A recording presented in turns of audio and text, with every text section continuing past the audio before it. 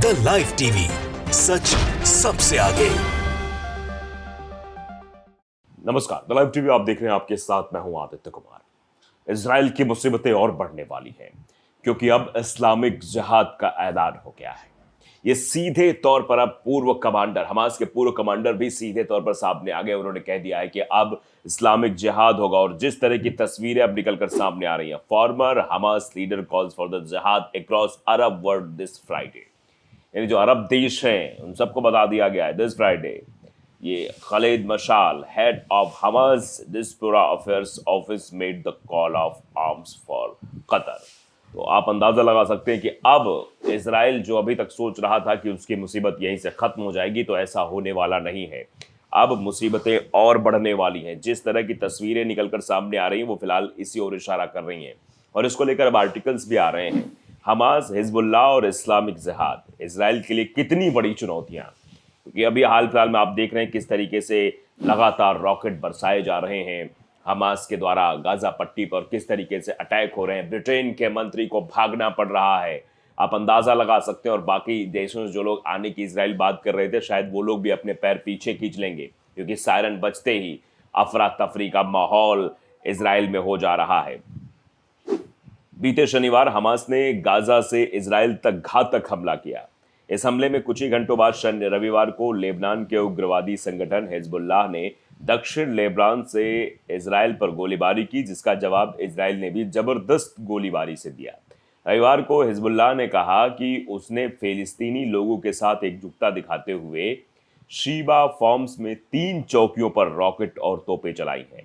Hezbollah के वरिष्ठ अधिकारी हाशिम सफीदीन ने बेरूत के थोड़ा बाहर दाहिए में फिलिस्तीनी लड़ाकों का समर्थन करते हुए कहा, हमारा इतिहास, हमारी बंदूकें और हमारे रॉकेट आपके साथ हैं। ये सीधे तौर पर पहले ये ऐलान जंग कर दिया गया है और आप देख सकते हैं जो हालात हैं वो भी शायद इसी ओर इशारा करते हुए दिखाई दे रहे हैं।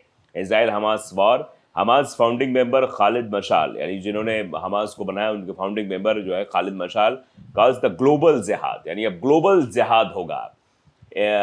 Invention of Israel and to attack Jews world wide on October 13, यानी अक्टूबर 13 को वर्ल्ड जिहाद होगा और बड़ी मुसीबत इस वक्त इजराइल के सर पर मंडरा रही है, जैसा कि हम आपको दिखा रहे हैं और बता रहे हैं। हिजबुल्लाह के इस बयान के कुछ घंटों बाद सोमवार को फिलिस्तीनी संगठन इस्लामिक जिहाद ने दक्षिण लेबनान और उत्तरी इजराइल की सरहद पर कई इलाकों में बमबारी करने की भी जिम्मेदारी ली। जवाबी कार्रवाई करते हुए इजराइल ने भी इस इलाके में हवाई हमले किए। ये बात किसी से छुपी नहीं है कि ईरान हमास और हिजबुल्लाह जैसे चरमपंथी संगठनों को आर्थिक और सैन्य सहायता देता रहा है। इसलिए सवाल उठना जायज है कि क्या ईरान हमास, हिजबुल्लाह और इस्लामिक जिहाद जैसे संगठनों के जरिए इजराइल की घेराबंदी करने की कोशिश कर रहा है। गाजा से इजराइल पर हमला होने के अगले ही दिन हिजबुल्लाह का दक्षिण लेबनान से इजराइल पर हमला करना हमास और हिजबुल्लाह की इजराइल को 2 मोर्चों पर उलझाने की रणनीति का हिस्सा हो सकता है। शिया कट्टरवाद पर आधारित हिजबुल्लाह की स्थापना 1982 में इस्लामिक देश लेबनान में हुई थी। अतीत में जारी किए गए घोषणा पत्रों के मुताबिक हिजबुल्लाह का मकसद सशस्त्र संघर्ष के जरिए इजराइल को खत्म करना और अमेरिकी आधिपत्य और क्रूर पूंजीवादी ताकतों के खिलाफ लड़ना है। इजराइल के मुताबिक हिजबुल्लाह में करीब 45,000 लड़ाके हैं, जिसमें से 20,000 सक्रिय रहते हैं और 25,000 रिजर्व में। इजरायली डिफेंस फोर्सेज का कहना है कि हर साल हिजबुल्लाह को करीब $70 करोड़ से ज्यादा धन मिलता है, जिसका एक बड़ा हिस्सा ईरान से आता है। साथ ही इजराइल के मुताबिक ईरान हिजबुल्लाह को हथियार, प्रशिक्षण और खुफिया मदद देता है। इजराइल का कहना है कि हिजबुल्लाह के शस्त्रागार में 1,20,000 से 1,30,000 मिसाइलें मौजूद हैं, जिनमें लंबी दूरी की मिसाइलें शामिल और पूरे इजराइल तक पहुंचने में सक्षम भी हैं। साथ ही हिजबुल्लाह के पास एंटी टैंक हथियार, दर्जनों मानव रहित हवाई वाहन, उन्नत एंटी शिप मिसाइलें, उन्नत एंटी एयरक्राफ्ट मिसाइलें और हवाई रक्षा प्रणालियां भी मौजूद हैं। यानी इजराइल को समझना चाहिए कि अगर इधर से कार्रवाई शुरू होती तो फिर आगे क्या होगा।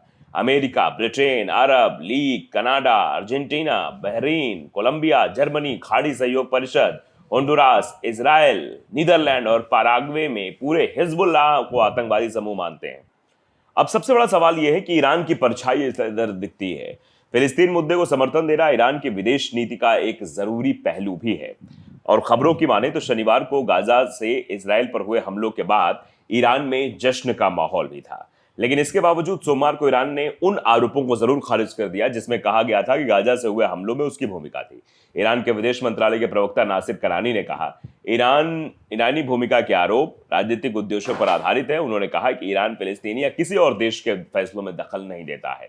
साथ ही ईरान ने इजराइल को धमकी दी कि अगर उसने ईरान पर हमला किया तो उसका जवाब विनाशकारी होगा। संयुक्त राष्ट्र में भी ईरान ने गाजा से हुए हमलों में किसी भूमिका से इनकार किया है। समाचार एजेंसी एएफपी की रिपोर्ट के मुताबिक ईरान के विदेश मंत्री हुसैन अमीर अब्दुल्लाहिन ने सितंबर की शुरुआत में लेबनान की यात्रा के दौरान लेबनानी हिजबुल्लाह, हमास और फिलिस्तीनी इस्लामिक जिहाद के अधिकारियों से भी मुलाकात की थी और रेजिडेंस या प्रतिरोध के लिए ईरान की मजबूत समर्थन की बात की थी। आप समझ सकते हैं कि इस्लामिक जिहाद अब वर्ल्ड वाइड जिहाद बनने वाला है। वॉल स्ट्रीट जर्नल की एक हालिया रिपोर्ट में हमास और हिजबुल्लाह के वरिष्ठ सदस्यों का हवाला देते हुए कहा गया है कि ईरानी सुरक्षा अधिकारियों ने इजराइल पर शनिवार को हमास के अचानक हमले की योजना बनाने में मदद भी की है। पिछले सोमवार को बेरूत में एक बैठक के हमले के लिए हरी झंडी दी गई थी। अमेरिका के विदेश मंत्री एंटनी ब्लिंकन ने कहा कि अमेरिका ने इन हमलों में ईरान का हाथ होने का अभी तक कोई सबूत नहीं देखा है। तो फिलहाल चर्चा हो रही है, इजराइल के लिए अमेरिकी सैन्य मदद की भी बात की जा रही है। गाजा से निपटना बड़ी चुनौती इजराइल के लिए है और इजराइल अगर ज़्यादा इधर उधर करेगा तो ईरान से सीधा टकराव फिलहाल वो नहीं चाहेगा कि ईरान से उसका सीधा टकराव, क्योंकि ईरान से टकराव होगा तो आप समझ सकते हैं कि मामला और बढ़ सकता है, उलझ भी सकता है। फिलहाल आप देख रहे हैं किस तरीके से लगातार जो है हमास अपनी कार्रवाई कर रहा है और जो ग्लोबल जिहाद की बात की जा रही है, जो कहा जा रहा है मुस्लिम देशों को आदेश दिया जा रहा है, मुस्लिम देश भी साथ आने की कोशिश कर रहे हैं और जिस तरीके से ये मामला पूरा बढ़ता जा रहा है, ऐसे में इजराइल ने जो गाजा पर कार्रवाई की उसका मुंहतोड़ जवाब जरूर दिया जा रहा है हमास की तरफ से। और हमास के साथ जो लोग खड़े हुए हैं इस वक्त, वो तस्वीरों को देखकर आप अंदाजा लगा सकते हैं कि हमास आगे किस कार्रवाई के मूड में दिखाई दे रहा है, क्योंकि अब ग्लोबल जिहाद की बात की जा रही है और जिस तरह की तस्वीरें निकलकर सामने आ रही वो इशारा शायद इसी ओर कर रही हैं कि अब बहुत बड़ा कुछ होने वाला है। यानी इजराइल के लिए बड़ी चुनौतियां सामने आने वाली हैं, मुंह बाए खड़ी हुई हैं और इन चुनौतियों से वो कैसे निजात पाएगा ये भी अपने आप में बड़ी है, क्योंकि हमास इजराइल को जंग को लेकर सऊदी अरब में भी खलबली मची हुई, यूएई ने भी बड़ा ऐलान किया है। अब क्या होगा, कई मुस्लिम देश भी साथ होंगे ऐसा भी बताया जा रहा है और कई जगह मायूसी भी रही। आज तक की हेडलाइंस है कि हमास के हमले सऊदी अरब के मंसूबों पर फिरा पानी, कई मुस्लिम देश भी होंगे मायूस।